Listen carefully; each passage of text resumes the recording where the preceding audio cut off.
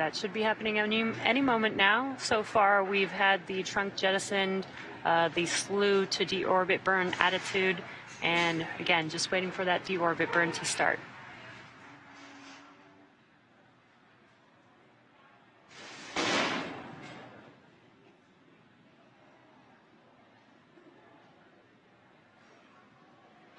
Hearing 10 seconds until the burn begins.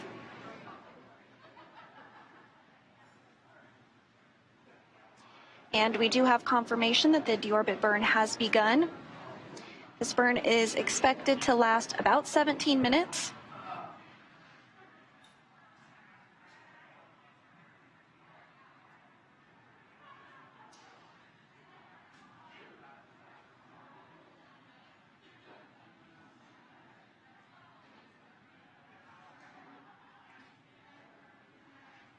So within the last 10 minutes, Dragon jettisoned its trunk and initiated the deorbit burn just seconds ago. That deorbit burn is now underway. We are expecting about 16 more minutes to remain in that deorbit burn. The burn in all is slated to last about 17 minutes.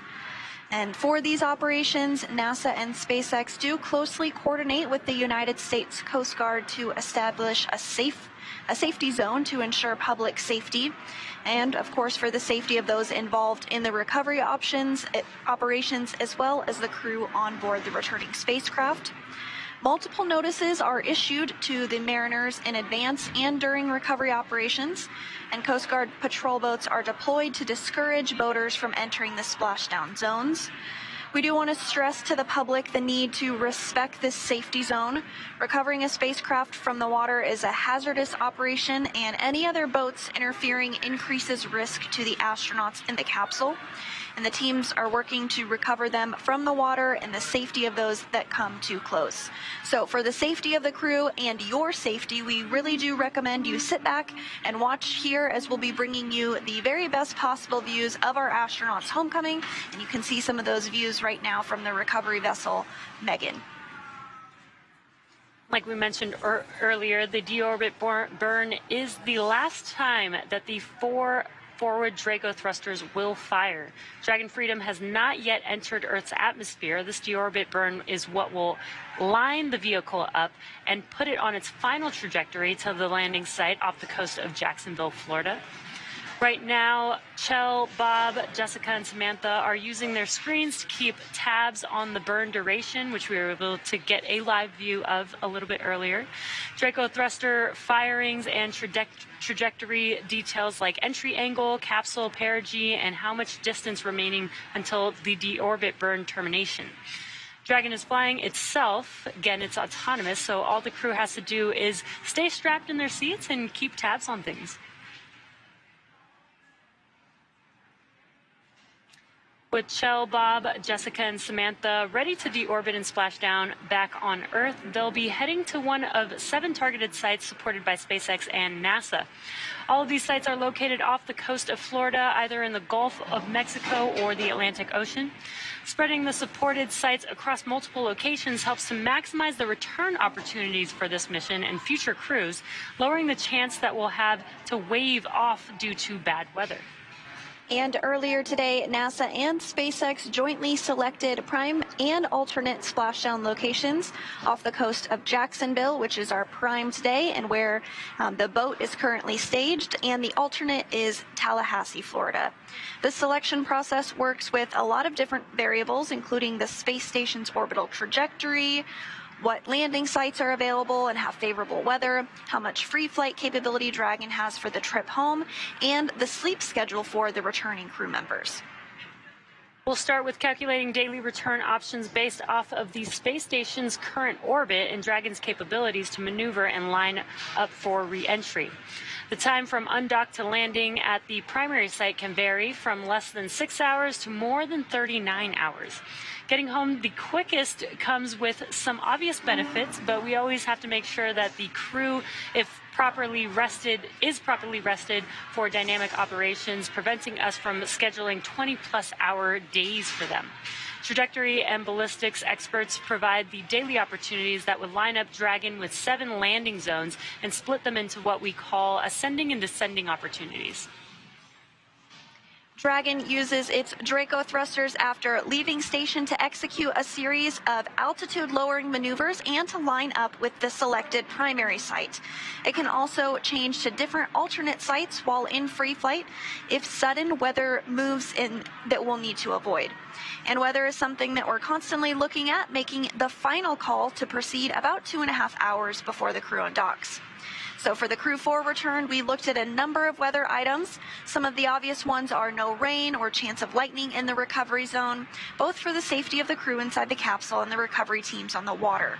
We're also looking for wind speeds less than 15 feet per second or about 10 miles per hour and relatively calm seas so we can safely execute recovery operations, which includes landing a helicopter on the recovery ship to fly Kjell, Bob, Jessica, and Samantha back to Florida.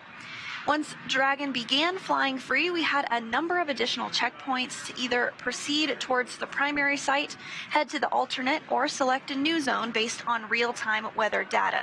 These checks happened all the way up until we're in the final hours before the deorbit burn, which is the last burn in the trip home and commits the Dragon capsule to re-entering the atmosphere. And as we've mentioned, this burn is underway. We are hearing good calls that the burn is proceeding nominally or as expected, which is great news. If you're just now joining, the deorbit burn started just about 6 minutes ago. It's about a 17-minute or just under 17-minute burn. And we are just waiting to hear the call out for when it's complete for a normal burn. And that's what will give us that confirmation for Dragon Freedom. So we are 6 minutes into that burn, as you said. It's about a 17-minute long burn, so we're continuing to progress in that burn, continuing to get good call-outs that everything is going as expected. And so during this deorbit burn, this is the last time that those 4 forward Draco thrusters will fire during this mission. So Freedom has not yet entered the Earth's atmosphere yet. This deorbit burn is really what will line the vehicle up and put it on its final trajectory to the landing site, which of course is off the coast of Jacksonville.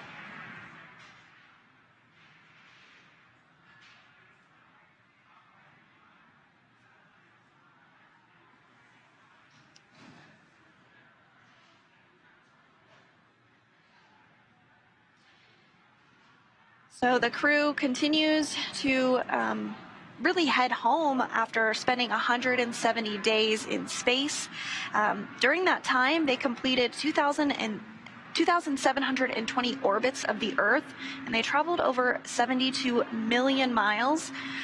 It's really interesting to think about it in that perspective because the space station is moving 17,500 miles per hour, which means that they orbit the Earth every 90 minutes, and the crew sees a sunset and a sunrise every 45 minutes. So when you're there for 170 days, you see a lot of sunsets, a lot of sunrises, and you travel a lot of miles, over 72 million of them, in fact. Yeah, that's a lot of miles, and that sounds pretty cool to see all those sunsets and sunrises. Development of Dragon for Crew started with Cargo Dragon. Dragon was designed from the beginning for flying humans to space, so much so that even the first Cargo Dragon had a window on it. Now, before we could fly humans, our teams implemented a number of design upgrades to make sure that both Dragon and Falcon 9 are suitable for flying people, and then put both vehicles through thousands of tests to prove their safety. Now, Dragon is capable of carrying up to 7 passengers to and from Earth orbit and beyond. It is the only spacecraft currently flying that is capable of returning significant amounts of cargo to Earth and is the first private spacecraft to take humans to the International Space Station. Dragon is fully autonomous, which means that it can basically fly itself, but also features full manual override capabilities in case of emergency. Now, standing at almost 27 feet tall from the bottom of the trunk to the top of the nose cone, Dragon is composed of 2 main elements.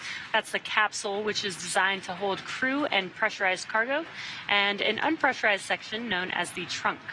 And for today, we have already jettisoned the trunk, which reveals the heat shield on Dragon as it prepares to return back home to Earth. And there you can see the 27-foot tall Dragon vehicle. That top part there is called the capsule, and below it with the black and white colors there is the trunk. The black portion of that are solar arrays.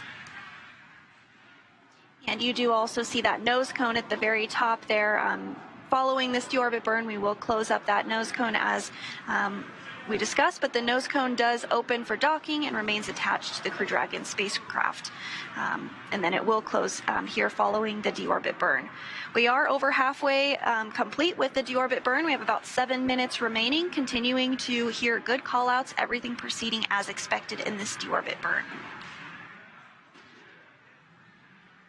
If you're just now joining us, the deorbit burn started around 1:01 p.m. Pacific time. It will last about 17 minutes or just under 17 minutes, and we are just waiting to hear the call out for a normal burn, and that will confirm the completion of the deorbit burn for Dragon Freedom. And prior to this deorbit burn, there was a series of other burns that took place.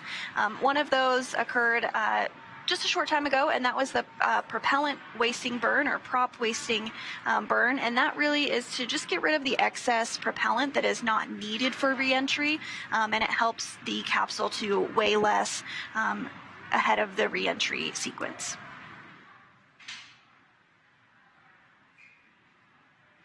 And coming up after the deorbit burn, about 12 to 13 minutes later, we will begin to close the nose cone. Speaking of, Dragon's previous design, we used to jettison the nose cone, but for reusability purposes, we now keep the nose cone attached. So once we finish the final burn, which is the deorbit burn, we no longer need to use those thrusters, those forward bulkhead thrusters, so we can close the nose cone as it makes its way back down to Earth. And following the completion of the deorbit burn and the nose cone closing, the crew will then begin to re-enter the Earth's atmosphere. There will be a blackout period where we will not be able to communicate back and forth with them. That does last just a few minutes, and that is completely expected. That is happening because the plasma is building up around the vehicle, but the heat shield will do its job and protect the crew throughout that process. And then once the crew has gotten to the other side of the atmosphere, we should have communications back with them, and then we will see the drogue parachutes deploy, then the main parachutes, and then we'll see splashdown just a short time after that.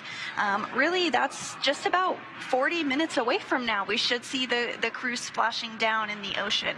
So I'm excited for it. I'm sure the crew's excited for it. But we are nearing the end of this deorbit burn, about 5 minutes remaining in it.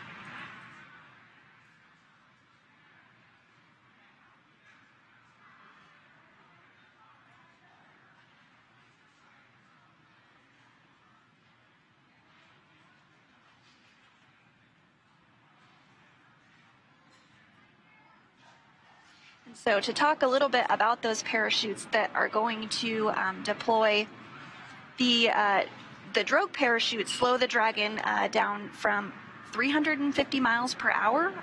So that's still going pretty quick. But then once the main parachutes deploy, it will slow down quite a bit more to less than 20 miles per hour.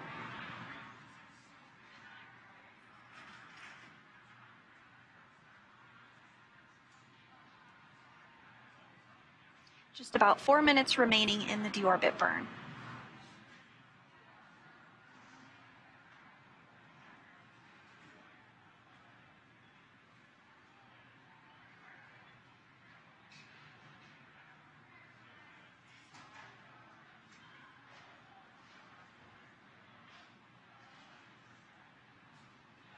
So after those parachutes are deployed, we will see them be cut.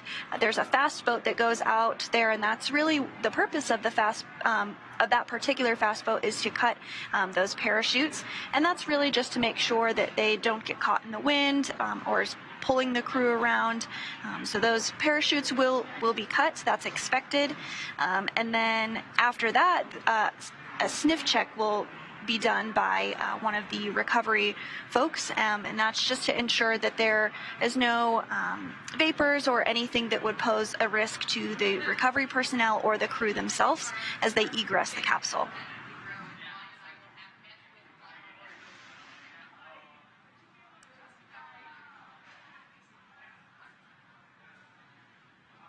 We are just a couple minutes away from the completion of the deorbit burn. We are just waiting for a call out to confirm that.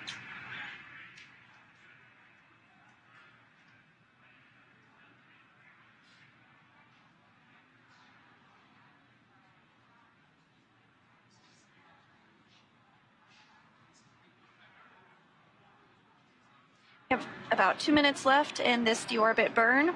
And next step after the deorbit burn will be the nose cone closing. It's very important to close that nose cone because it protects the docking mechanism and some guidance and navigation and control equipment.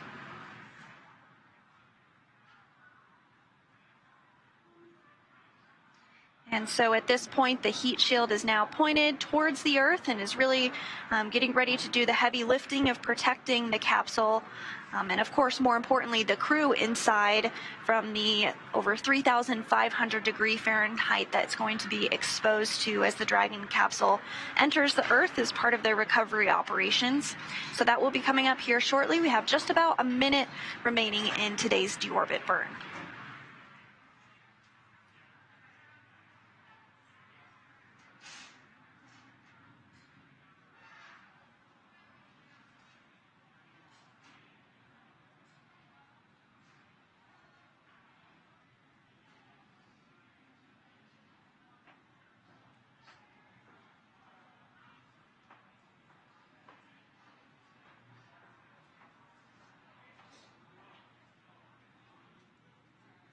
Continuing to hear good call-outs that the deorbit burn is going as expected.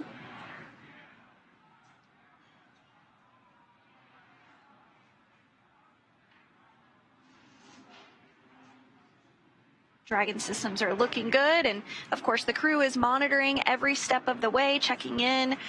They do have iPads as well as the screens that they are able to utilize and look on the tablet as to how much time is remaining on the deorbit burn.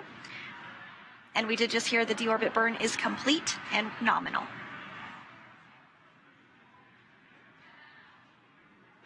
Freedom, SpaceX, deorbit burn complete, performance nominal, nose cone closure is initiated. Freedom copies, nominal, deorbit burn, glad to hear it, and nose cone closure initiated.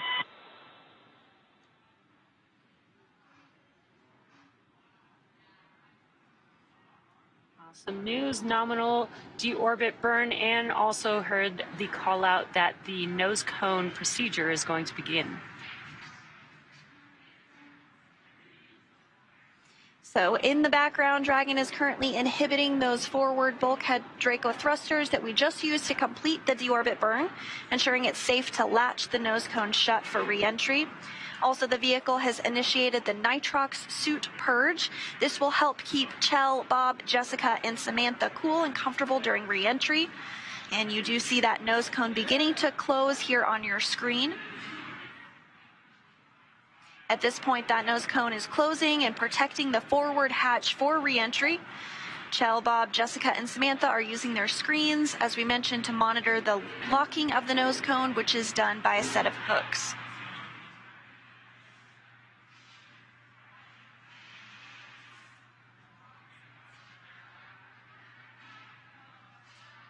Again, this nose cone sequence is about 12 to 13 minutes long, so we've got about 11 minutes left for that nose cone to officially complete its closure.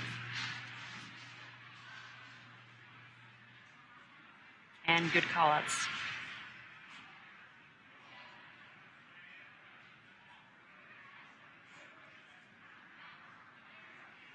So now we're really just in a waiting period right now before we begin that re-entry period.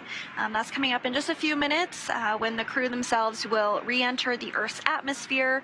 And as we discussed earlier, the heat shield will really be protecting the crew during this time period. The temperatures can reach 3,500 degrees Fahrenheit, but the heat shield was created to protect the crew during this dynamic operation. And as they enter through the atmosphere, it's really going to slow them down.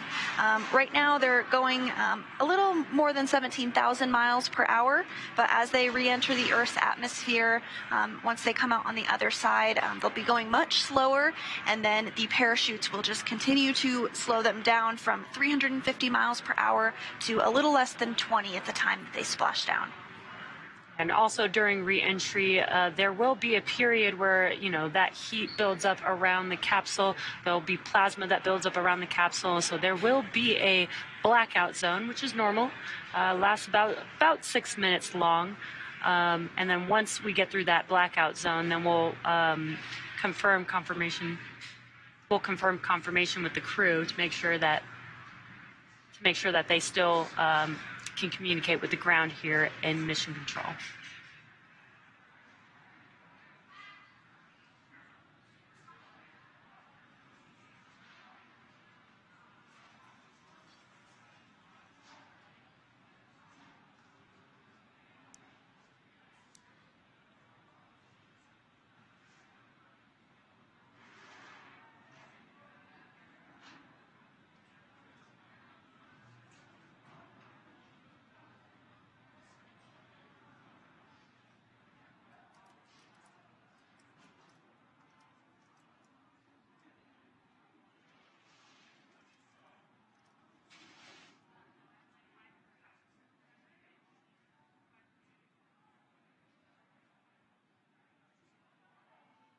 And so we continue to progress through the nose cone closure process.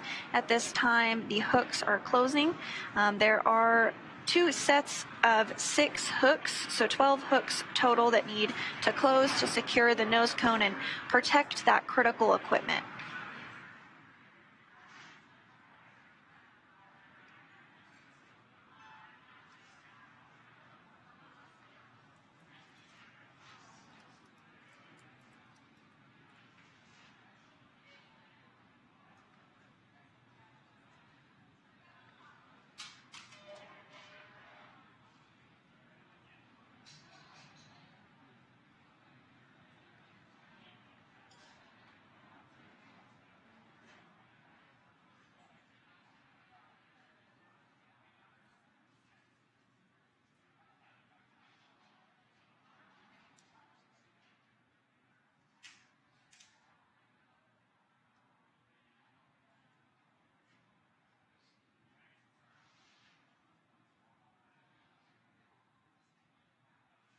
So we are getting a view on the left hand of your screen of mission control in Houston, Texas.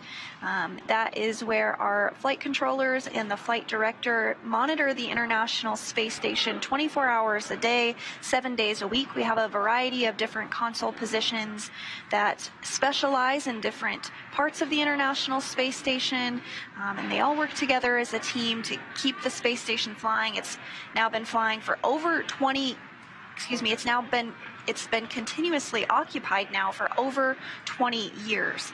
And on board the International Space Station right now are 7 human beings, of course Crew-4 that just arrived last week, as well as 2 Russian cosmonauts and NASA astronaut Frank Rubio, who arrived on a Soyuz vehicle.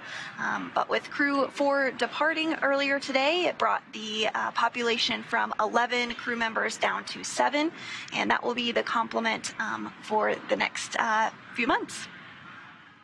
And we've been keeping the International Space Station pretty busy with NASA crew flights being about every 6 months. So it's been pretty cool to see, a different group of astronauts every 6 months being able to, perform research and science on the International Space Station. And that's a really great point. The International Space Station truly is an orbiting laboratory. Crew-4 contributed to hundreds of science experiments while they were on board the International Space Station. Crew-5 will continue some of those science investigations as well as start new ones. And what I love so much about it is many of those science investigations have direct implications to us here on Earth. If you're interested in learning more about that, you can check out the Benefits for Humanity. The 2020 version was just published here recently, and you can find that on nasa.gov.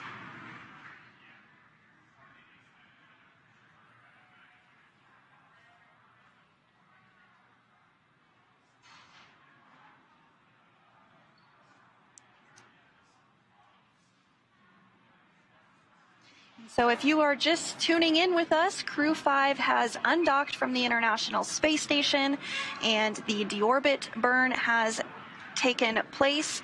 That was all successful and Freedom, SpaceX, nose cone secured for entry. Freedom copies, we see it.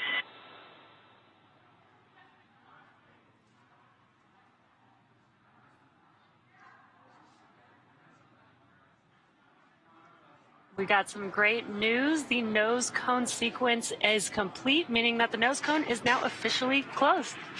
As we begin the second half of entry, Dragon is now beginning to inject cooled nitrox into the air being delivered to the suits worn by Kjell, Bob, Jessica, and Samantha. Now again, this is what will allow the crew to remain comfortable while external temperatures reach 3,500 degrees Fahrenheit. Now the heat shield is pointing forward, leading the capsule to the landing site. And speaking of the heat shield, Dragon's primary heat shield is comprised of Pika 3.0, which stands for Phenolic Impregnated Carbon Ablator. First generation Pika was first developed by NASA for studying and sampling comets within our solar system. And SpaceX partnered with NASA to develop Pika X, which was the second generation product used on all Dragon 1 CRS missions that successfully resupplied the space station on 20 missions. Then Pika 3.0 was developed specifically for use on Dragon 2 crew and cargo with enhanced structural and thermal properties that optimized the heat shield and drove down costs and mass. Now, the remainder of the Dragon capsule is comprised primarily of a SpaceX proprietary ablative material. It's another class of thermal protection which is lighter weight versus Pika and protects the underlying composite material or structure during re-entry to ensure the structural capabilities are maintained. And while Dragon will experience temperatures well over 3,000 degrees Fahrenheit during peak reentry conditions, the characteristics of the TPS, or thermal protection systems, coupled with the ECLIS, environmental cooling and life support system, in the pressurized interior will help ensure that Kjell, Bob, Jessica, and Samantha stay cool and comfortable during all phases of reentry through Splashdown. Now, after Crew Dragon Freedom has re-entered the Earth's atmosphere, a series of parachutes will deploy, and that'll slow the crew's descent. Now, first will be the 2 drogue chutes, followed by the 4 main chutes to guide Dragon to its first contact with Earth since launching in April earlier this year. Dragon will automatically deploy these parachutes when different pressure and positioning sensors on the capsule detect that they are at the right speed and altitude. Vehicle velocity at drogue deploy is approximately 350 miles per hour, as we mentioned earlier, and those drogue parachutes do deploy at about 18,000 feet above the water. Now, vehicle velocity at main deploy is approximately 119 miles per hour and deploy at about 6,500 feet.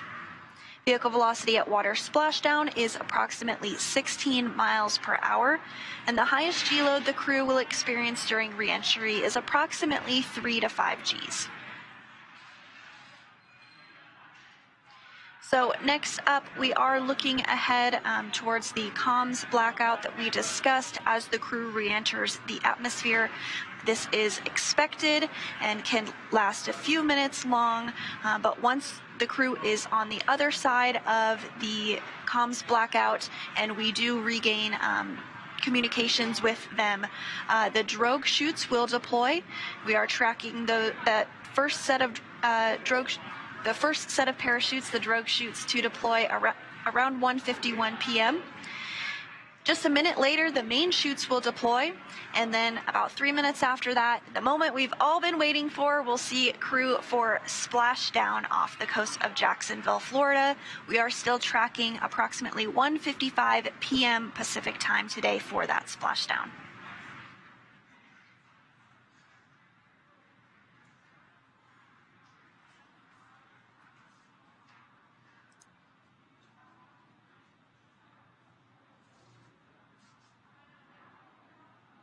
And so at this time, all of the recovery teams are in place. Those fast boats that we were talking about earlier have deployed, and we really are getting ready to bring this crew home. Everything has proceeded as expected with the deorbit burn. The nose cone is now deployed, and the next big milestone that we're looking towards is that communications blackout.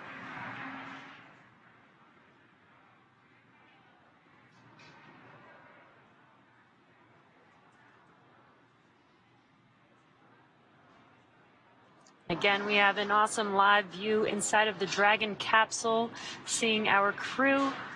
And again, we've mentioned this, that they use the displays to monitor the activities that are happening with Dragon. But Dragon is flying autonomously, so they really just get to sit back and just monitor.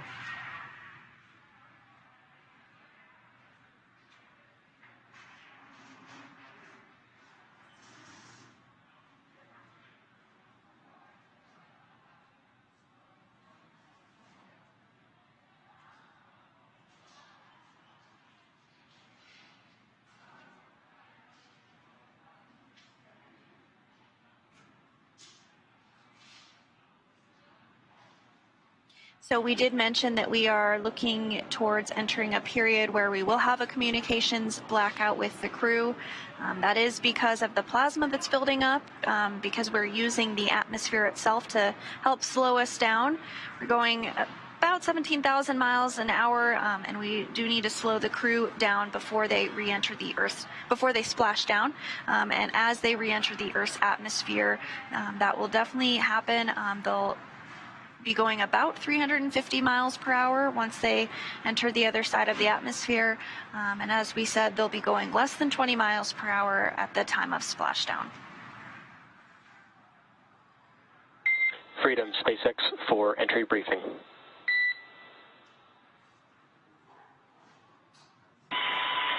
And Freedom, stand by. UHL, I have no deltas from the previously briefed tablet timeline. Dragon systems are looking healthy and ready for entry, and we have no updates for splashdown. The recovery team is ready to support, and weather's looking good. How copy? We copy all, Arthur. We're looking forward to splashdown and seeing the recovery forces.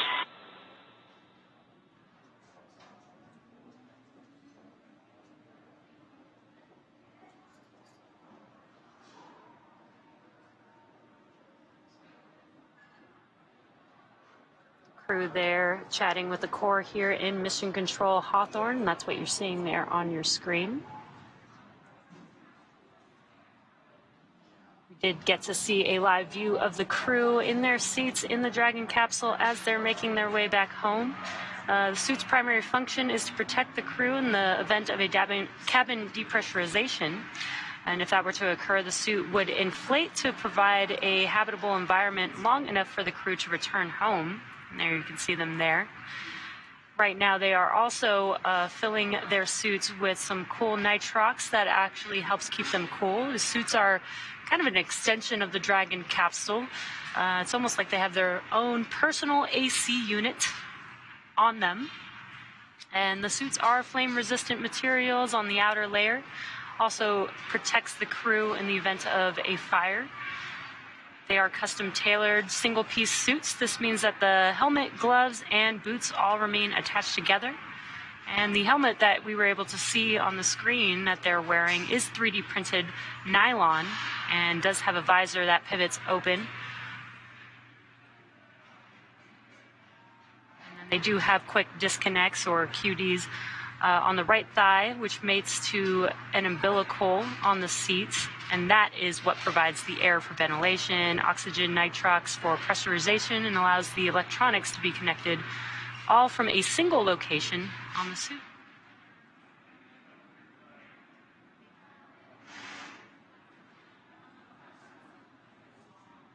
And again, if you're just now joining us, we are live watching Crew-4 return home to planet Earth from the International Space Station. We've had the deorbit burn, we've jettisoned the trunk for the vehicle, and the nose cone has closed on Dragon Freedom. And again, another live view inside of the capsule there. And SpaceX from Freedom. Tablets and secure restraints are tightened and our visors are down. We are ready for entry.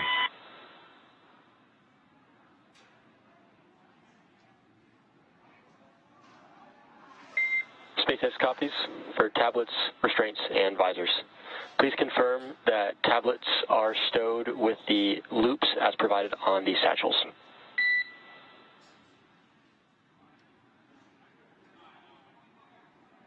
Copy, welcome.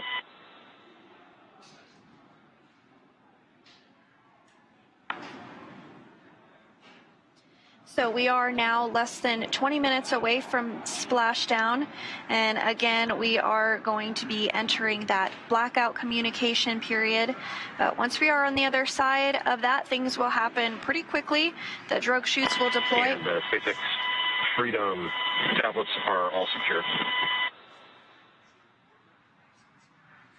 SpaceX copies. Thank you, Freedom. And at this time, we're just over 5 minutes from predicted comm blackout. We will see you on the other side at 2049.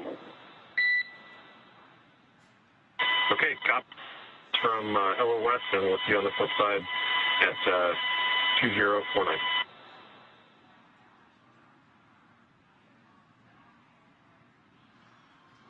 So you did hear those words from the ground up to Crew-4, namely Kjell Lindgren, just ensuring that the tablets are stowed and secured in the proper positioning ahead of the communications blackout expected now less than 5 minutes from now, and really in anticipation of re-entry and then splashdown. As we were saying, the pace is really going to pick up once we are through that communications blackout. The drogue parachutes will deploy, and then the main parachutes will deploy, and then we will see the crew splash down. After that, we'll see the fast boats head out to the crew, inspect it, make sure everything is looking good and the integrity of the vehicle is as it should be, and those main parachutes will also be cut. And then the recovery personnel will work on securing the vehicle and bringing it into the recovery vessel. And then after some private medical checks with the crew, we should see the crew egress a short time after that. So again, we are expecting the splashdown to occur at 1:55 Pacific time, so just a few minutes from now, and we are coming up on that communications blackout that is as expected as well. Yeah, and this blackout period is basically when the vehicle is entering back into the Earth's atmosphere. It is heating up and plasma is building around the capsule, which prevents communications with here in mission control. It lasts about 6 minutes. It is nominal. And once we get through that blackout period, we do make sure that the crew can communicate with the ground here in mission control. And we do have the NASA plane, the WB-57, which is up in the air, and it's equipped with some imaging technology that will be able to get pretty much the first views of the Dragon capsule on its return back to Earth. So we are getting some of that footage right now. We are anticipating that communications blackout and loss of signal here shortly. This is really the beginning of that period where the crew themselves will be re-entering the Earth's atmosphere.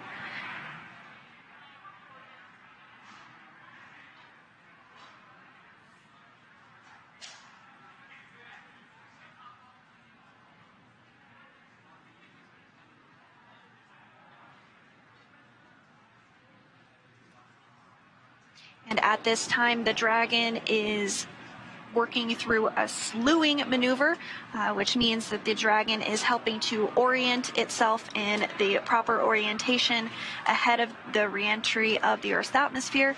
Again, we're just a couple of minutes away from that anticipated blackout period.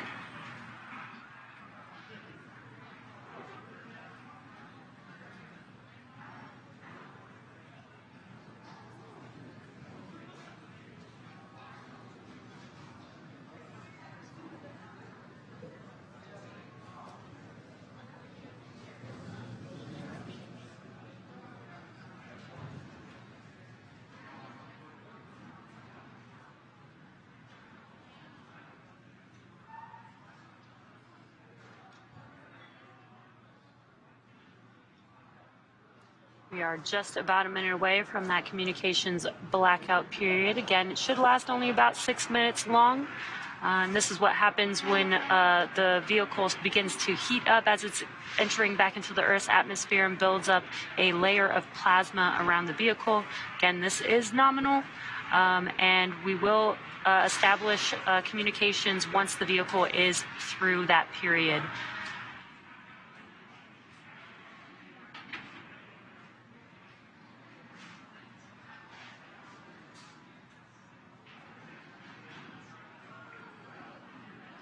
So we are hearing that the Dragon is beginning to hit the Earth's atmosphere here, really at the upper limits of the atmosphere. So that's going to help to slow the vehicle down quite a bit, but we are now seconds away from the anticipated loss of signal.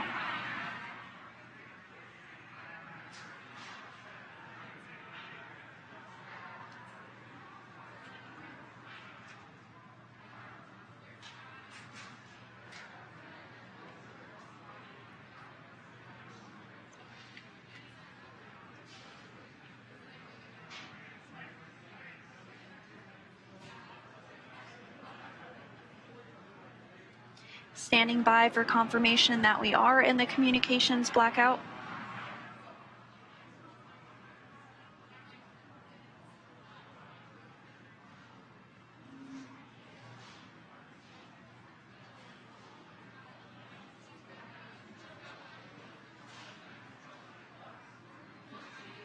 And as we await that confirmation, you can see the crowd is starting to grow here in Hawthorne behind the Mission Control Center here. Looks like folks are trying to get a good view as we anticipate splashdown here in a little less than 15 minutes. Yeah, we do get pretty excited when we are bringing crew back home. It is pretty exciting to watch them as they touch back down on planet Earth. They've been out in space for about 6 months now.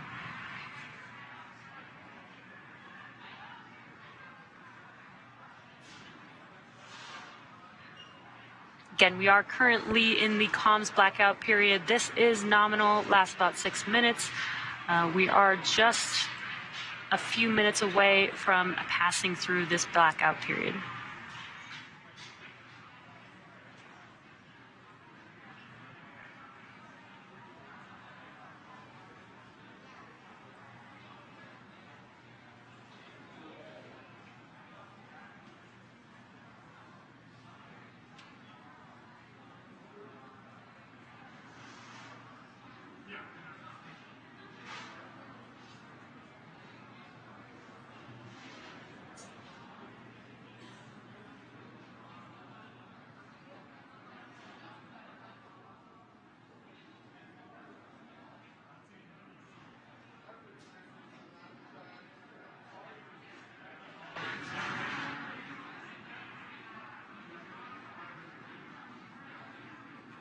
Now, at this point, we are entering a communications blackout period, which lasts approximately 6 minutes due to plasma formation around the spacecraft. Now, during this time, no vehicle telemetry is received by Mission Control or the recovery team, and no external commanding of the vehicle or voice communication is possible. Now, as a reminder, Dragon is designed to fly itself, so during re-entry, the vehicle will be slowing down from orbital velocity, which is approximately 17,500 miles per hour.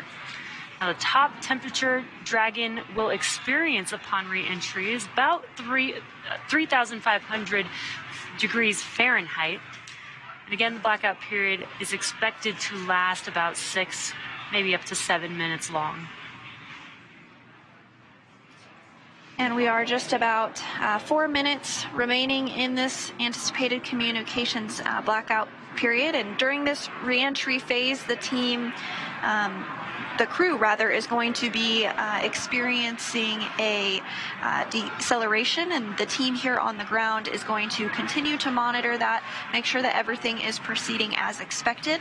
But once we're on the other side of this communications blackout, that's when we'll begin to see the parachutes deploy, beginning with the drogue parachutes and then following with the main parachutes, and then we'll see splashdown and then the recovery process to get the crew onto the recovery vessel, and then out of the capsule will begin. And we did mention the high temperatures that the vehicle is seeing during this blackout period. So there is nitrox flowing through the suits that the astronauts are in, and that helps keep them cool while the vehicle is getting very hot on the outside.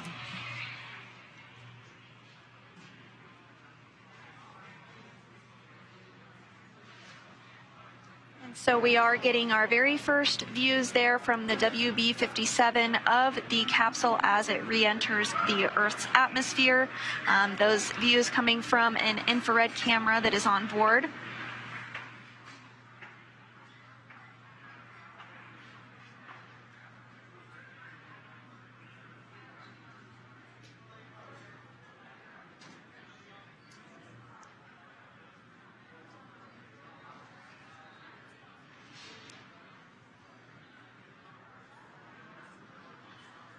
So the team will continue to track Dragon as it re-enters the Earth's atmosphere. We now have about 3 minutes remaining in the blackout period, but again, the WB-57 that is deployed is getting those views of Dragon already. Once the expected blackout period is over, the Corps here in Mission Control will attempt to establish communications with the crew, so you may hear some call-outs checking in with the crew. And they will make that call out until the crew does respond, which will confirm acquisition of signal.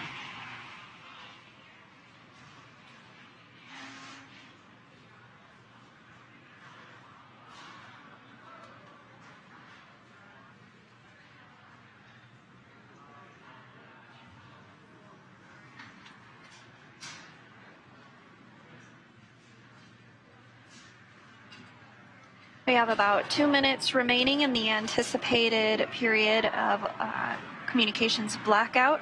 Now, it's not an exact science. There might be some variation that occurs. We might hear from the crew a little earlier than we expected, or potentially a little bit later. But we are all on the edge of our seats, eagerly awaiting to hear from the crew. So far, everything looking good.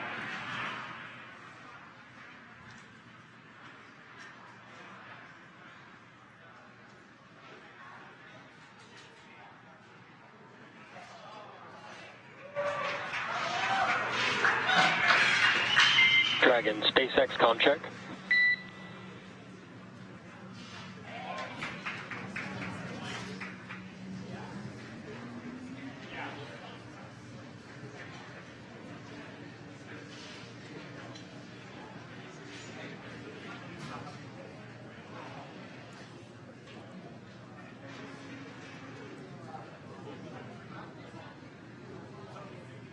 Continuing to get those views from the WB-57 of Crew Dragon as it continues to make its way closer and closer to Splashdown.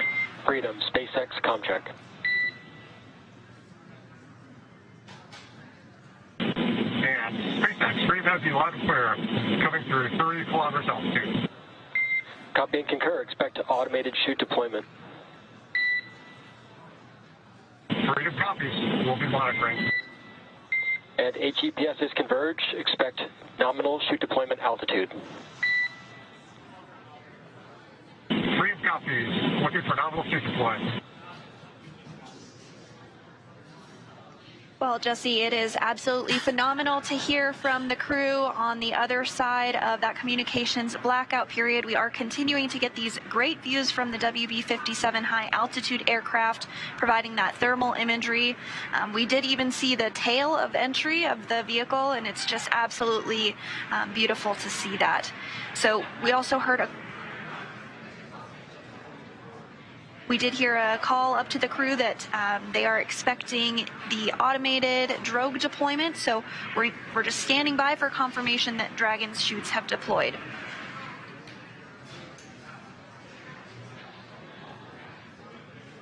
Again, there will be a set.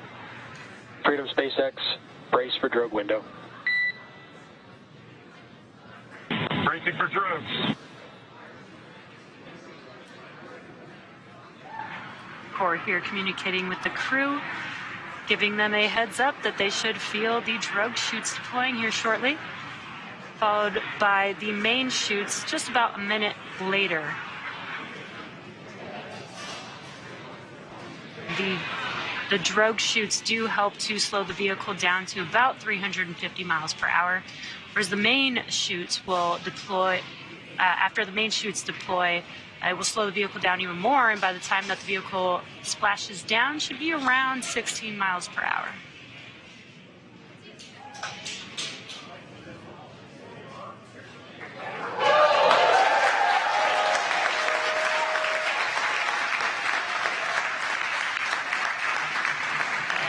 Those drogue chutes, and you can hear the crowd here very excited to see them deploy.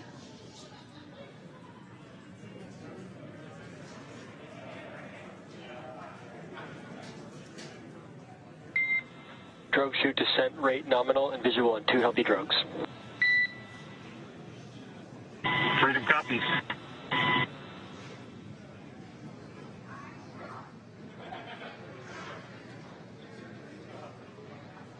Very cool view of Dragon with the 2 drogue chutes. We are just anticipating the main chutes to deploy here shortly.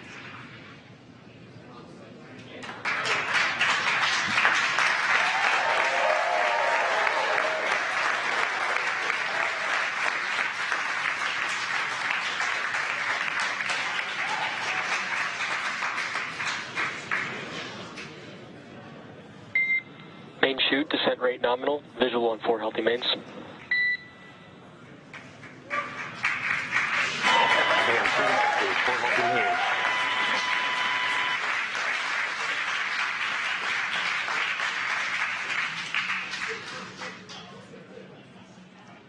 And great news, as you can see there, the main chutes have deployed, slowing the Dragon vehicle down significantly, down to approximately 119 miles per hour. Freedom is 1,000 meters. Copy 1,000.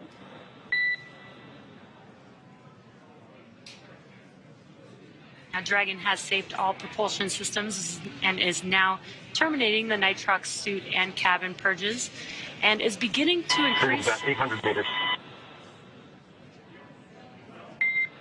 Copy 800. Dragon is beginning to increase pressure in preparation for landing. And the mission control team here in Hawthorne is reporting the precise landing coordinates to the recovery team. So we did get that confirmation on the main chutes. 600. The crew is now 600 meters away from splashing down. We do expect splashdown in about 2 minutes from now.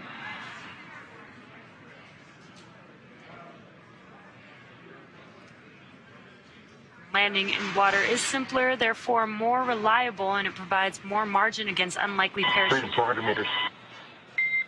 Copy 4.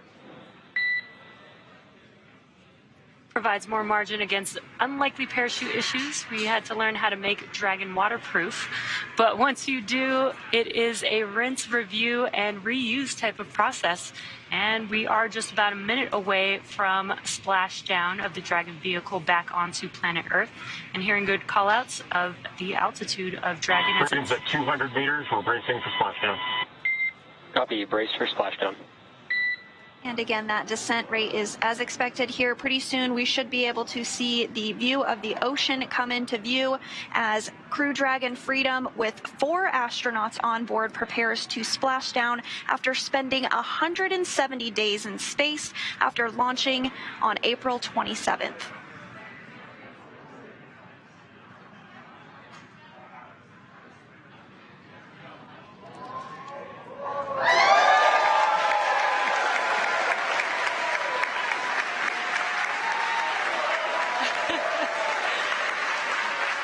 Incredible view as the crowd goes wild for Crew-4. Copy Freedom, space up to splashdown and mains cut. Welcome home. Welcome home, Crew-4. Great view watching Dragon splash down back on planet Earth. Now, as you can see on your screen, we have visual confirmation for splashdown of the Dragon spacecraft. Dragon Freedom has returned home, and NASA astronauts Kjell, Bob, Jessica, and SpaceX Freedom, we are water uprighting and stable 1. Copy Freedom. We see stable 1. You are go for 4.800. And on behalf of SpaceX, welcome home. Thanks for flying SpaceX.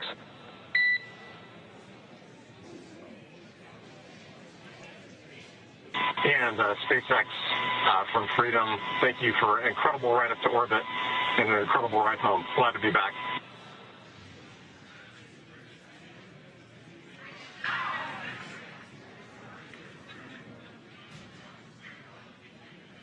As you can see, Dragon Freedom has returned home, and NASA astronauts Kjell, Bob, and Jessica and ESA astronaut Samantha are back on Earth after an approximately 5-hour return journey from space.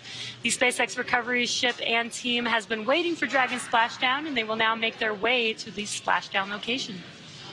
And we did hear the call out that the vehicle is in stable 1. That's the configuration that we were hoping for. Stable 1 means it's in the ocean upright as expected, and you can see that exactly on your screen here.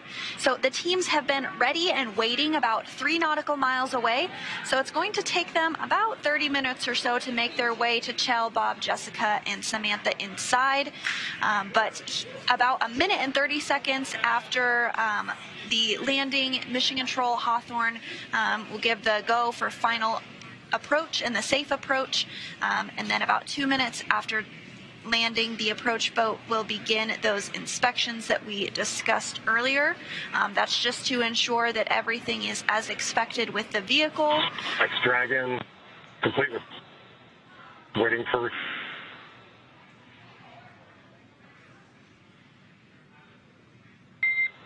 SpaceX copies. Dragon 4 awareness. Comm is a little bit choppy, but we copy that you are complete with 4.800 and awaiting recovery personnel. I will provide an update on recovery forces in a couple minutes. How copy?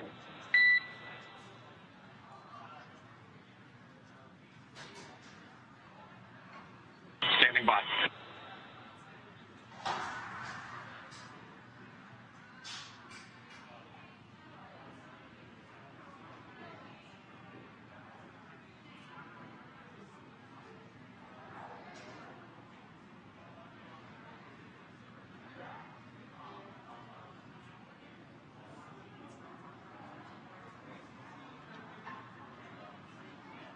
And Mission Control here in Hawthorne did give the go for that approach and recovery.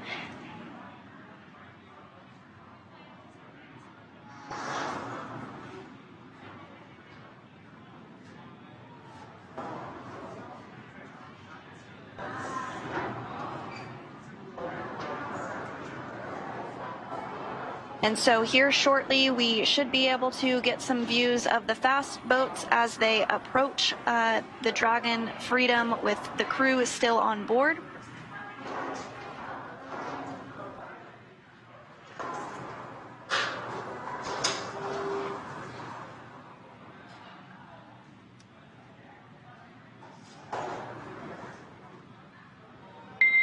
Freedom, SpaceX is go for recovery personnel to approach.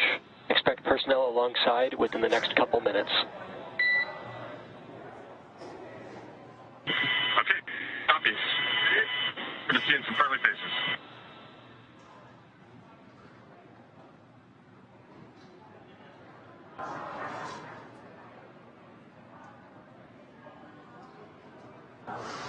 And there you are getting a view of those fast boats as they approach the vehicle. They will essentially be doing some safety checks, making sure that all the ordinances and hypergalls are not present or in the area immediately around the vehicle. And they'll also perform an inspection of the capsule itself to make sure that integrity-wise it is looking good.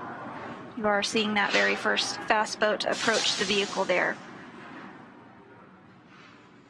And they really want to do these inspections to make sure that everything is looking good before they do hoist it up into the recovery vessel. So it will take a little bit of time before we do see the crew egress or exit the capsule. We're shooting for less than an hour to bring the Dragon onto the recovery ship and open the hatch to egress.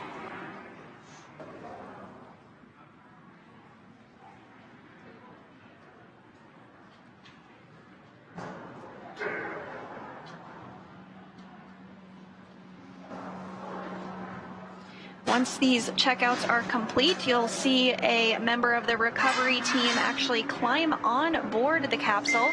Freedom SpaceX for camera configuration. And go SpaceX.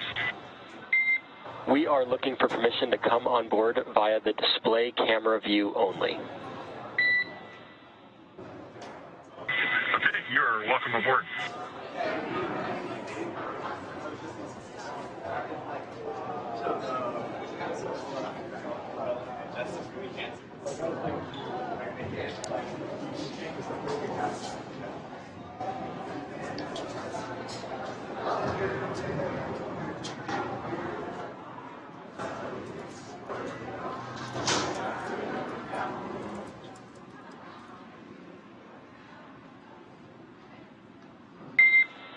And Freedom, we are back on board with the display cam. Recovery personnel are all alongside. Okay, copy all. Thank you.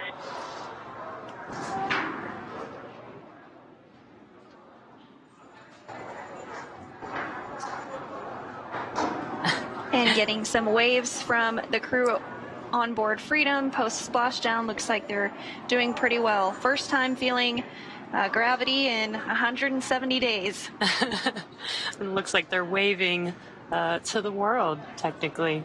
The crew will remain in their seats all the way until they are brought on board the recovery vessel.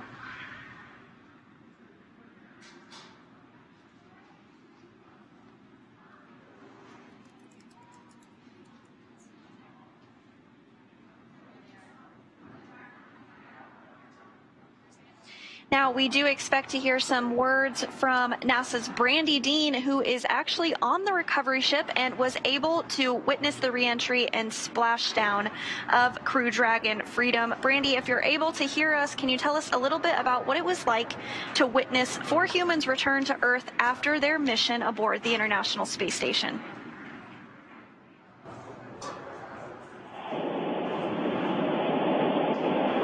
Hey Sandra, it is a gorgeous day for a Splashdown. I'm told they're a little rougher than they've been in the past, but it's still it's a gorgeous, it's a beautiful day. Watching the capsule down, the parachutes were just throwing the sun behind them. It was gorgeous.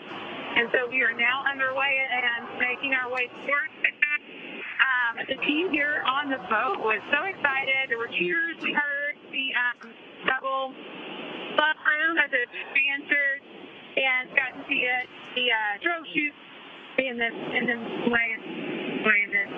something that its way down. So it's been a really great day so far. We're looking forward to seeing the crew here on board the ship.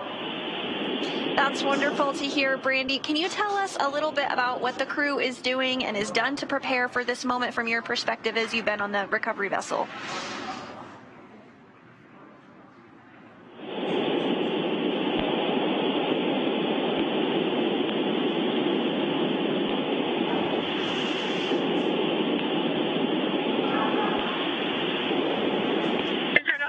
You or not, I haven't heard any questions yet, in other words.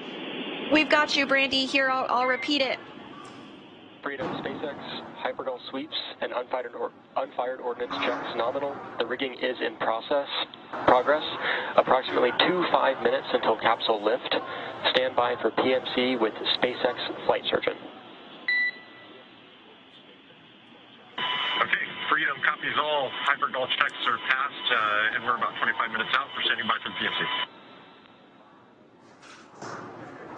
So, Brandy, if you're still with us, we did just hear that all of those hypergol checks went as expected, and we can see that the rigging has begun. I'm sure you have a much better view of it yourself on the boat, but can you tell us a little bit more about what the crew on the boat is doing to get ready for the next steps to bring the capsule onto the boat?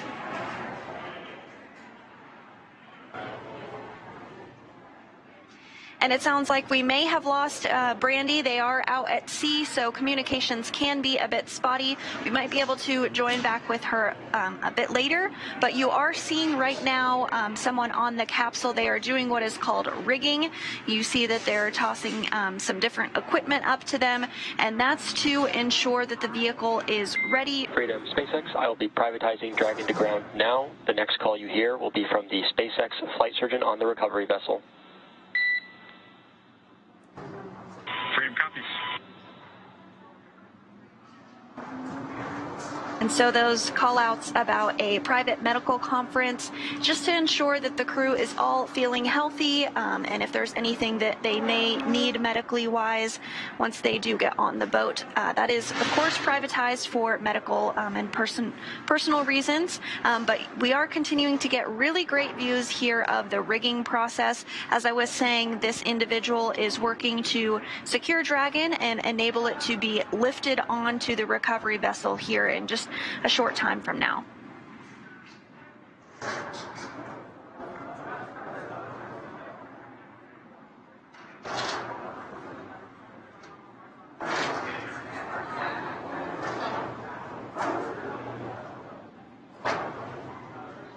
And so once this process is complete, the next steps will be to hoist up Dragon and place it onto the boat, onto the platform.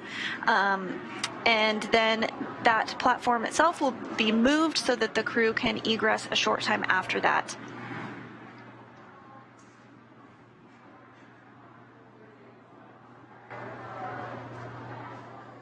Then once the crew is on the boat and back inside of the capsule, they will board helicopters that are on the boat to bring them back to Ellington Field, which is near the Johnson Space Center in Houston, Texas.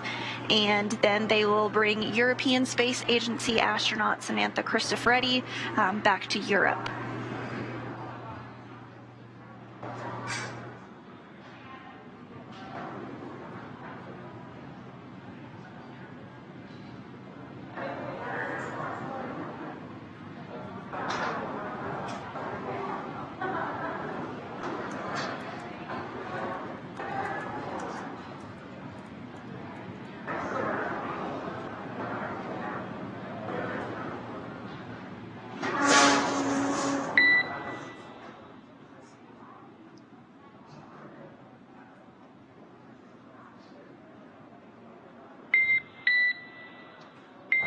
Freedom SpaceX, PMC complete, and Dragon to ground is no longer privatized.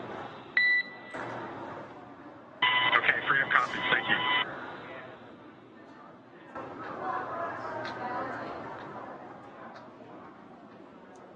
And it sounds like we do have Brandy back with us. So Brandy, if you can hear us, can you tell us a little bit about what the crew on the vessel is doing to prepare for the capsule to be placed onto the boat? We did see the rigging that was taking place, but I'm sure you have a much better view from your perspective.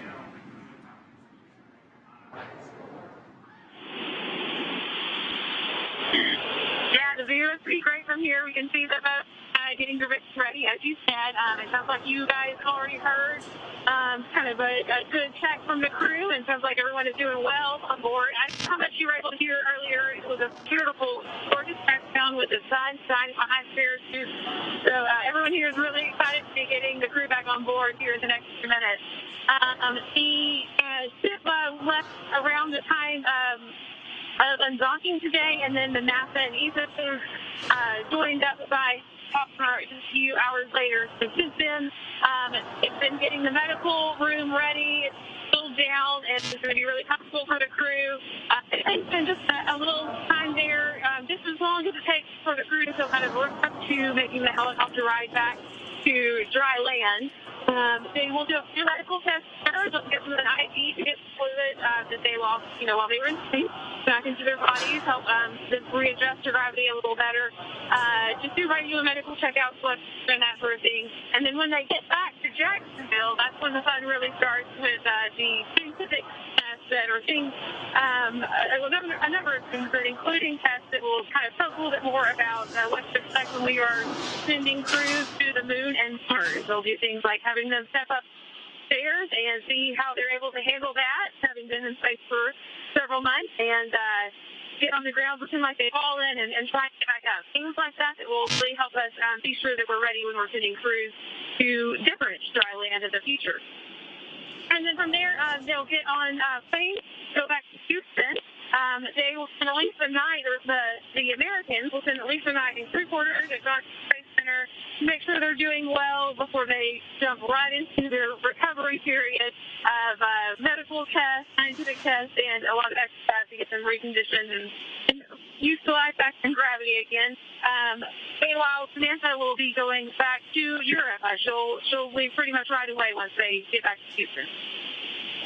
Thank you so much, Brandy, for that insight and sharing your firsthand experience of what it was like to witness splashdown from the recovery vessel.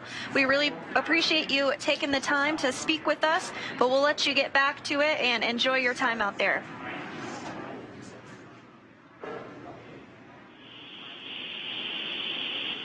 Thanks, guys.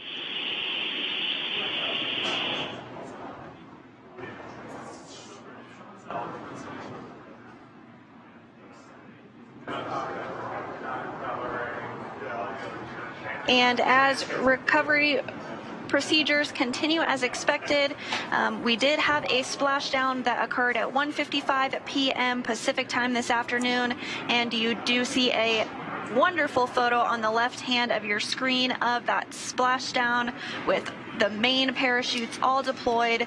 Really the moment that Crew Dragon Freedom touched Earth again for the first time in 170 days.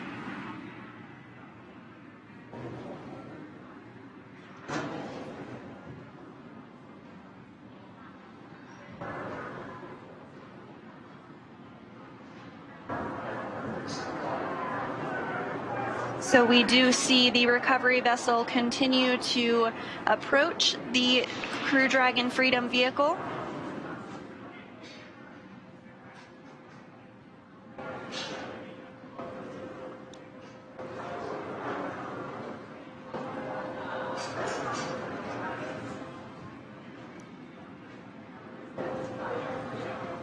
You are seeing on your screen a live view inside of the Dragon capsule with our crew patiently waiting in their seats. They will remain harnessed into their seats until the hatch is actually opened on the Dragon vehicle.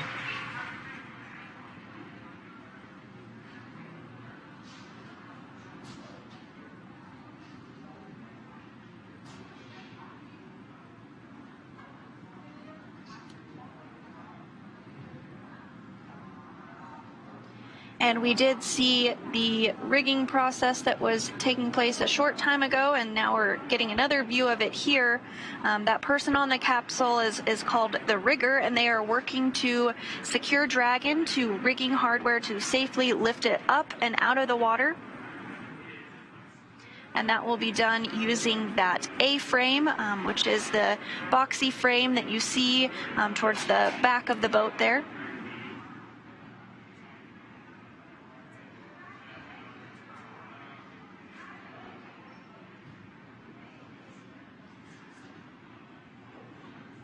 We are getting some pretty great views with this being in the daytime.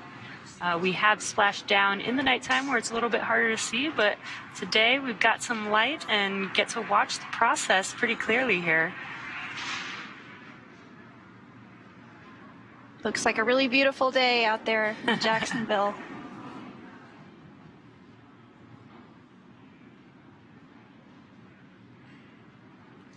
Now, I am hoping that we will have the chance to see the rigger jump off of the vehicle. That's always one of my favorite parts.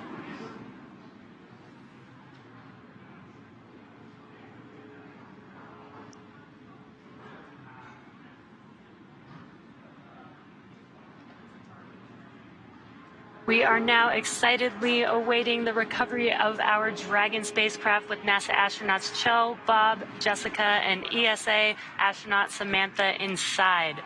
Dragon has already autonomously completed several steps to safe itself following splashdown. Now, for those of you just joining us, the mission has gone smoothly so far. Dragon successfully splashed down in the Atlantic Ocean off the coast of Jacksonville, Florida at 1:55 p.m. Pacific time. Approximately 5 hours before splashdown, Dragon autonomously undocked from the International Space Station and completed a series of departure burns.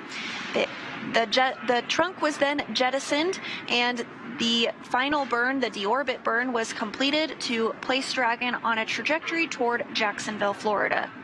Dragon successfully re-entered the Earth's atmosphere, followed by deployment of its parachutes to slow the spacecraft down to a gentle splashdown.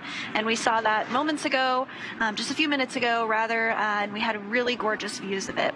So we're now following the final part of Kjell, Bob, Jessica, and Samantha's journey as Dragon is going to be lifted out of the water and placed on the recovery boat. Upon detection of landing, Dragon autonomously releases the main chutes to prevent wind from pulling the spacecraft. Dragon then automatically safes any pyrotechnics still present on the vehicle and may automatically perform additional minor system reconfigurations.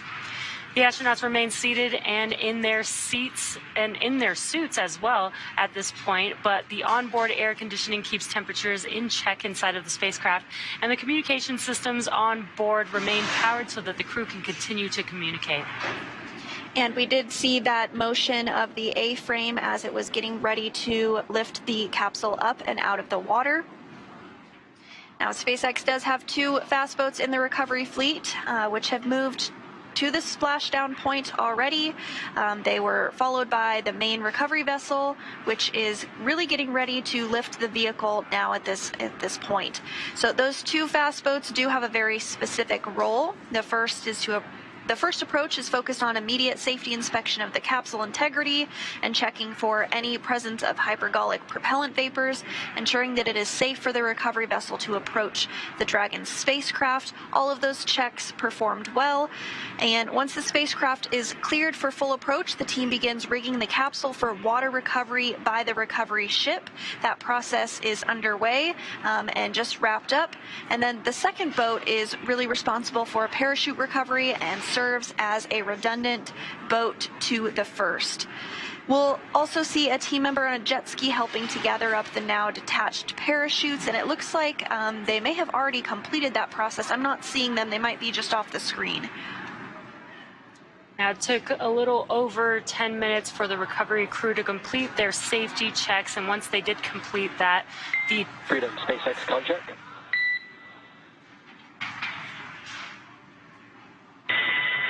SpaceX, Freedom has you on clear. Rigging is complete. Please brace for capsule lift. Copy that. Bracing for capsule lift. Great news. All preparations for rigging have been completed with that confirmation of the comms there. So we should see Dragon start to lift out of the water here in just a few seconds.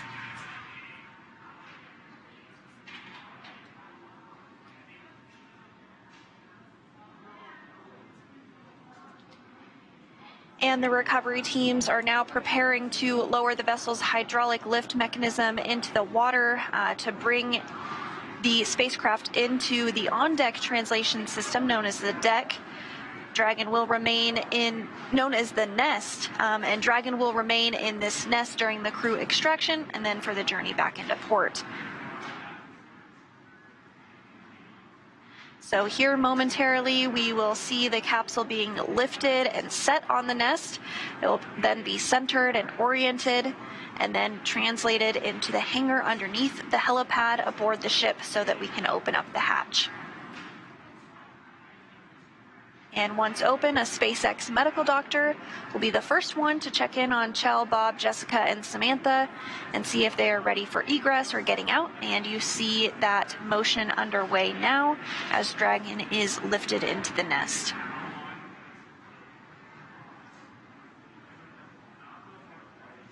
This is a very cool view and cool process as we lift the Dragon vehicle, and you can see the nest there that it's going to be sat down into.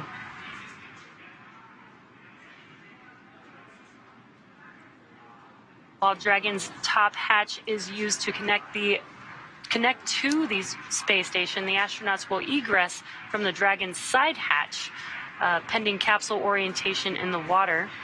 Now, before opening the hatch, the spacecraft's cabin pressure must be equalized with the outside environment.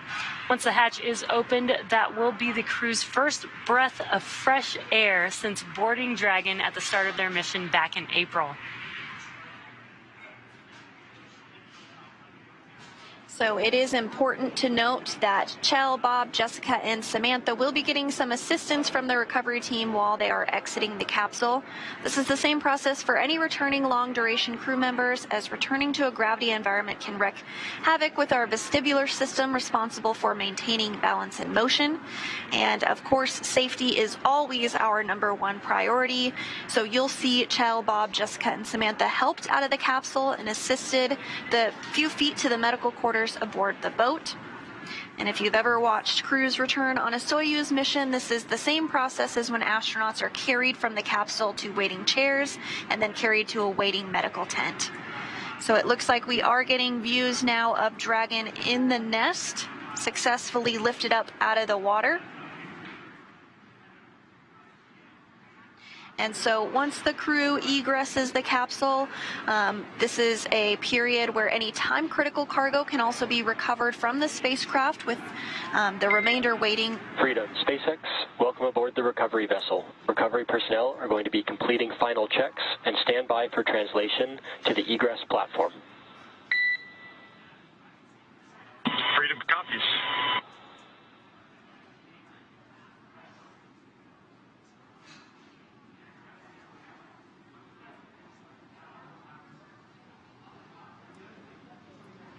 Great news there as Dragon sits in the nest there, and you did hear some comms. What they're going to do is, once they de-rig this, they will slide the Dragon vehicle to a platform where the astronauts can easily exit that side hatch there.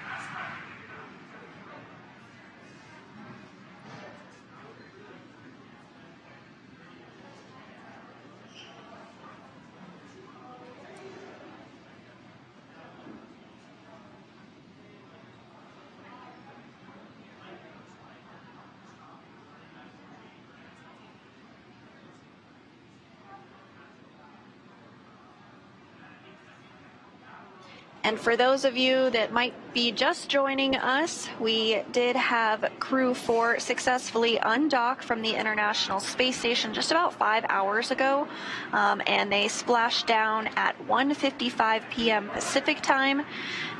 All went as expected through the deorbit burn, and the parachutes deployed as expected. The capsule is now lifted onto the boat, and we are standing by for the translation to occur. And once that translation moves the Dragon capsule up underneath the helicopter pad, the recovery team will then be able to work on opening up the hatch and removing the crew from the capsule.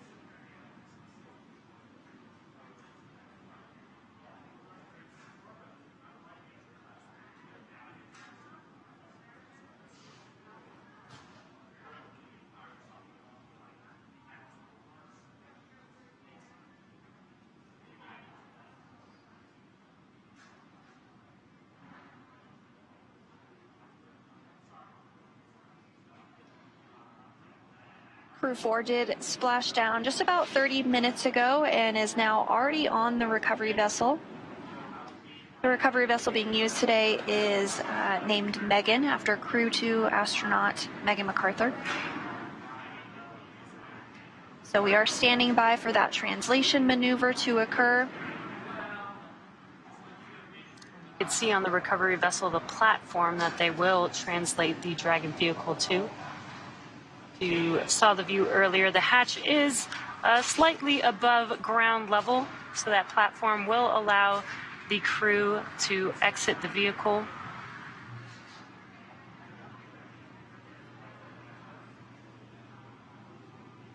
Again, if you are just now joining us, the Crew-4 crew is now back on planet Earth. They are still inside of their seats and suits inside of that Dragon capsule that you see there on your screen.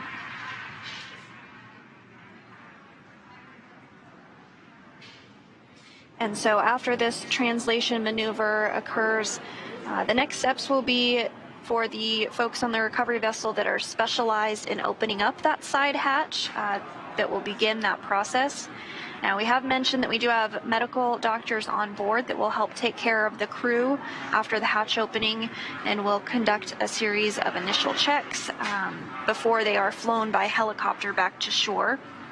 The recovery vessel, as you can imagine, takes quite a bit of time to get out into the splashdown zone, so the crew is flown off of the vehicle on helicopters and then take aircraft and fly back home to Houston for our 3 NASA astronauts on board, and then for our ESA astronaut on board, Samantha Cristoforetti, she'll head back to Europe.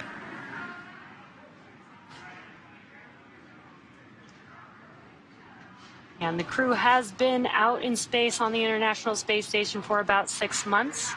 They do get to work out while they're out on the space station, working out in microgravity.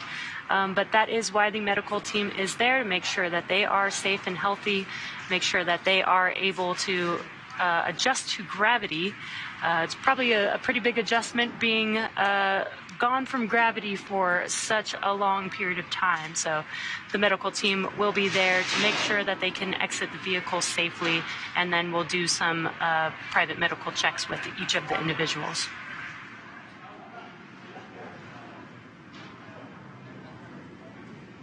And I'm loving these views here of the recovery vessel. We don't often get to see this because sometimes it is nighttime, depending on when undocking and splashdown does happen for the crew members. So this is a pretty nice treat to get to see this great view. And you can see the helicopter pad on top of the recovery vessel there that Sandra was mentioning. There will be a helicopter that comes and lands there shortly once the crew is or has egressed the Dragon vehicle and is ready to fly back to land, and then take another flight on a plane to Houston, with Samantha taking a flight back to Europe.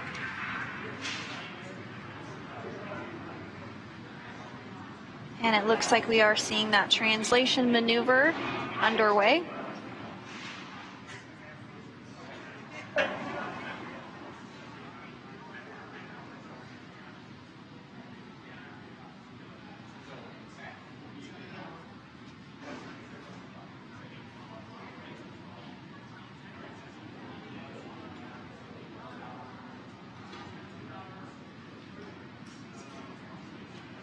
And coming up next, once this translation maneuver is complete, the crew on board will begin to open up that side hatch.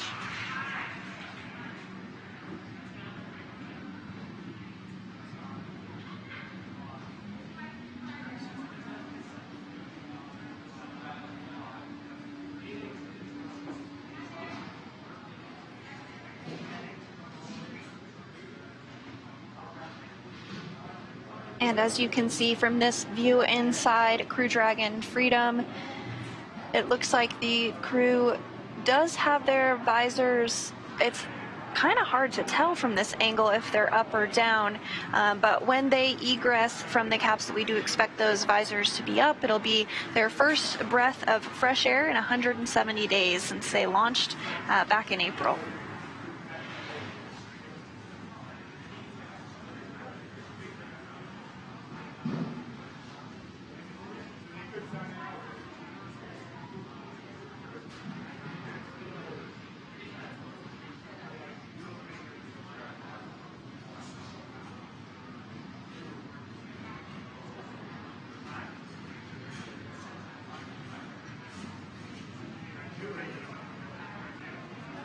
And we were seeing some views of the personnel on the recovery vessel who are specialized in opening up that hatch begin to get everything ready to begin that process. So we do expect hatch opening to come just a short time from now.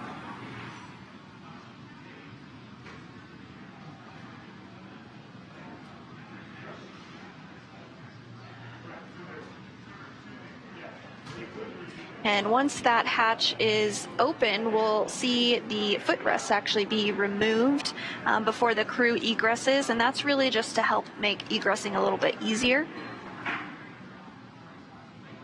And now a great view on the left of the crew that's still inside Freedom, but not for long. And on the right-hand side is the recovery vessel. You can see the Crew Dragon Freedom tucked underneath the helicopter pad there after that translation maneuver, which occurred just a couple of minutes ago.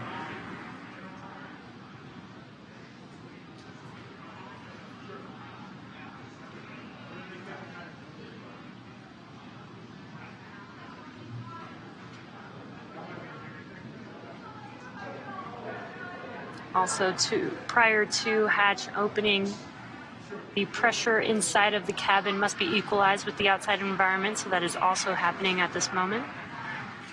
And Freedom, SpaceX, side hatch open.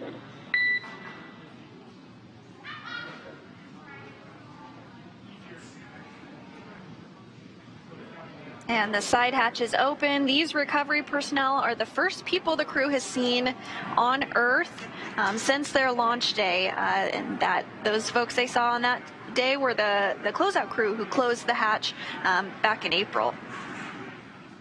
I believe that is the flight surgeon there briefing the crew, welcoming the crew, as well as briefing them for the next steps in the operation.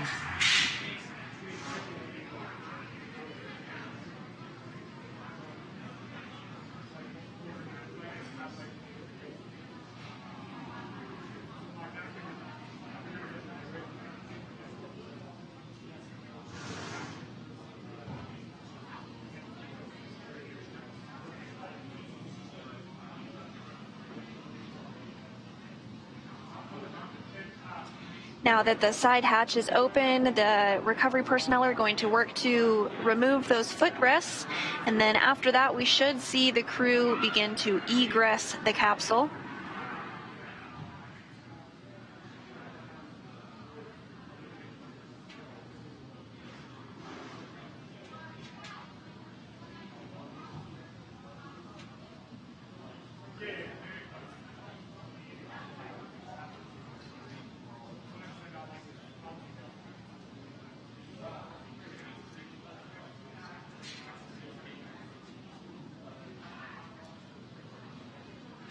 There, I believe they are removing those footrests. It looks like they grabbed all 4 of them.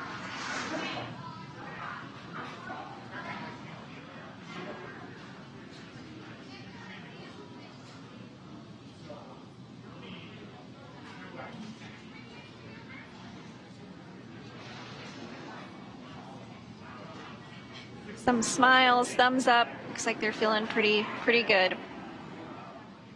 So we are standing by for the egress of Crew-4. They will exit the capsule one at a time. And also getting a nice welcome home photo in.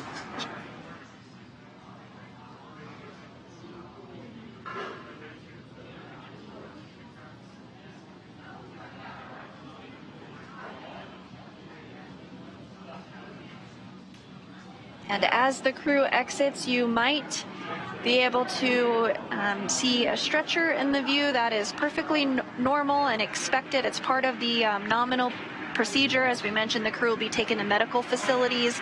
So this is really just all part of the standard procedure that we do for any crew return. Yes, again, they have been out in space in microgravity for about 6 months. So they may need some assistance adjusting back to gravity here back on Earth.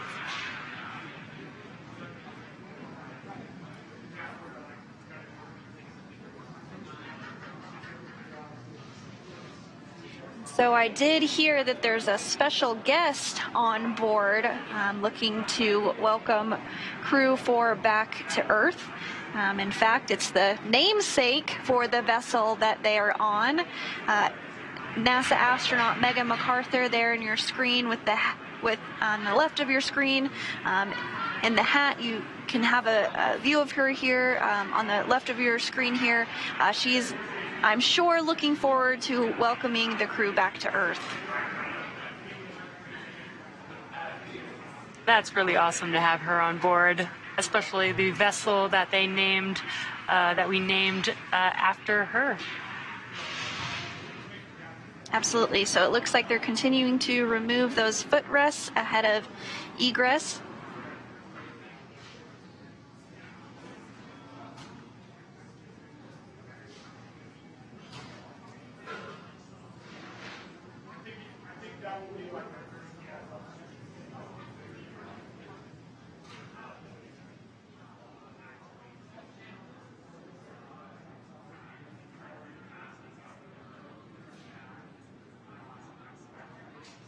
You can see there is a crew member there helping to remove the harness, the umbilicals, and make sure that the crew is ready to get out of their seat and exit or egress the Dragon vehicle.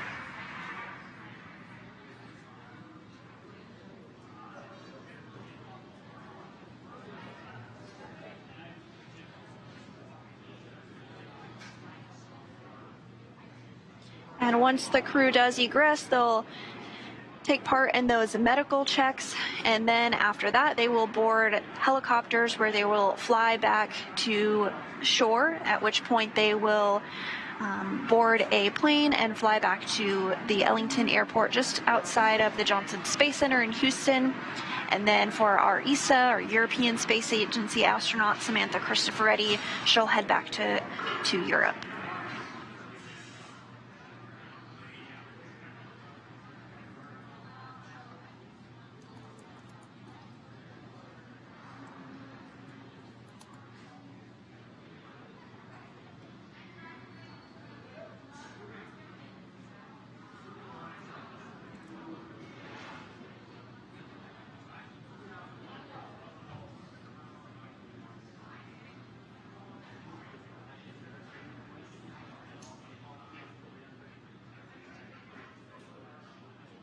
And so from this view over the shoulder of the crew, kind of looking behind the crew, from left to right, we can't see her right now, but on the farthest left is European Space Agency astronaut Samantha Cristoforetti.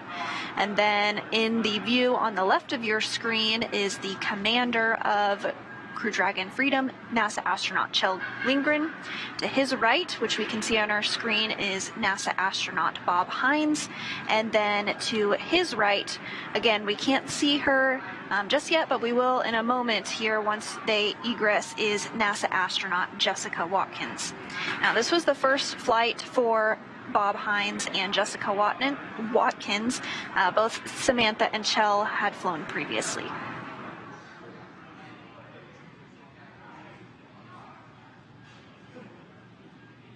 I also believe you mentioned a pretty cool fun fact about Samantha being having one of the longest amount of time out in space, correct? Yeah, that's right. So Samantha Cristoforetti now is second in the running for longest space flight by any woman. She has totaled 369 days in space over her 2 flights, and she is second only to now retired NASA astronaut Peggy Whitson.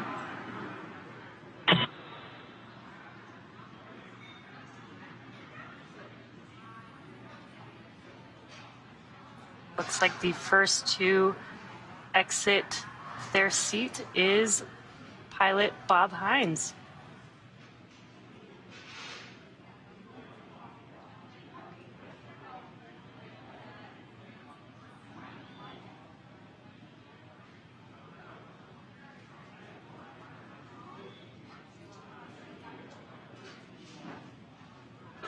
And so again, you do see that stretcher to the left of the screen there. That is all part of our standard procedures. Looks like we're getting some claps and cheers for Bob Hines. first out of Crew Dragon Freedom.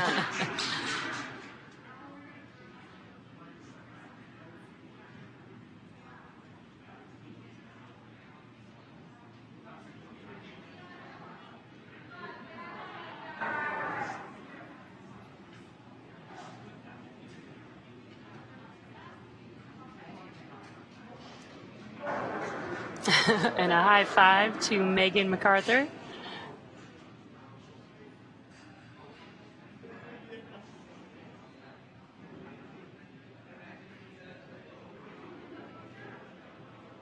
And so as we just saw, Bob Hines was the very first to exit or egress the capsule. He spent a total of 170 days in space. This was his very first space flight. And it looks like next up we will have the commander, Kjell Lindgren, who will exit the capsule.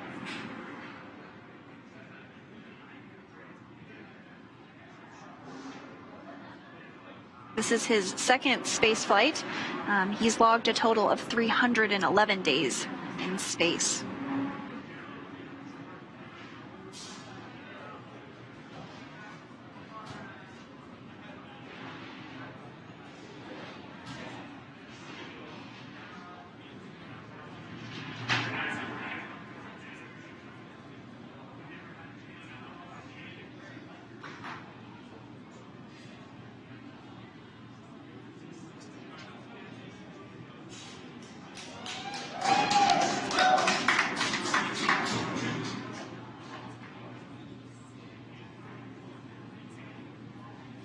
And Kjell Lindgren is now outside of Crew Dragon Freedom.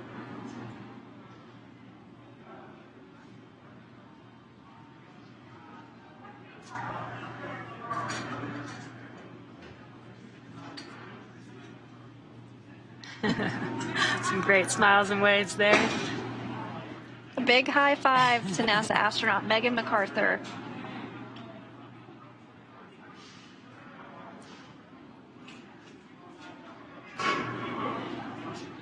Recovery personnel now working to get Jessica Watkins ready to egress.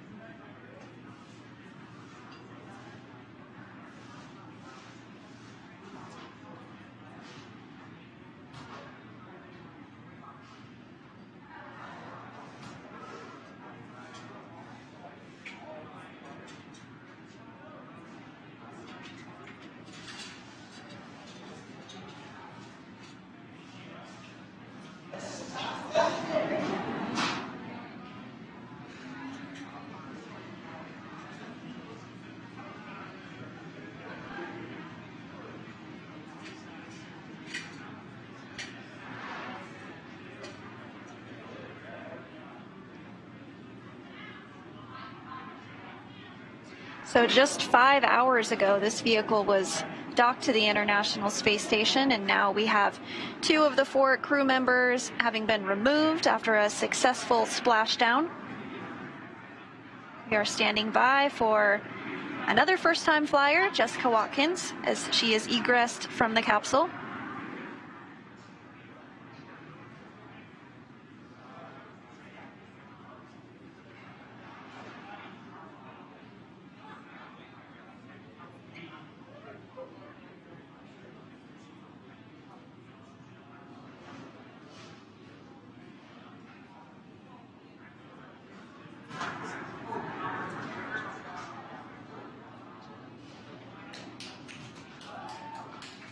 And there she is, NASA astronaut Jessica Watkins, standing up for the first time in about 6 months.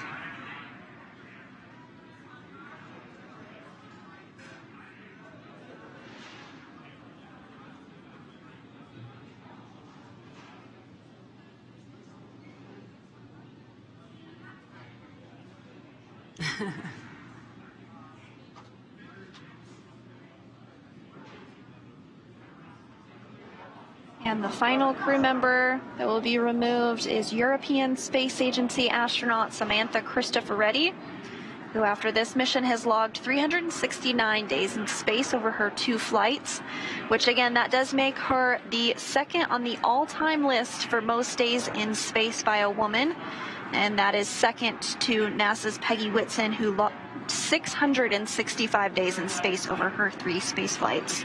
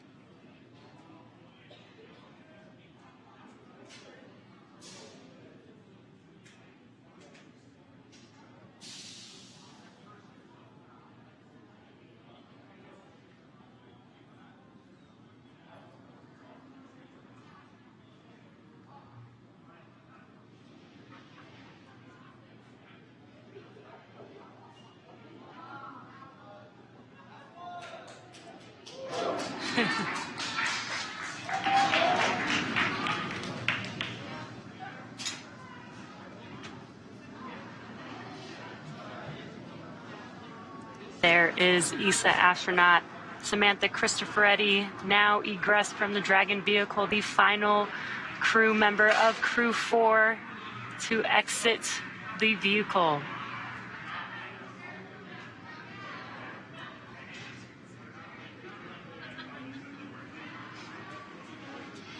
Well, now that Kjell Lindgren, Bob Hines, Jessica Watkins, and Samantha Cristoforetti are safely back home on Earth and getting checked out by the NASA medical team, we're going to wrap up our live coverage of the return.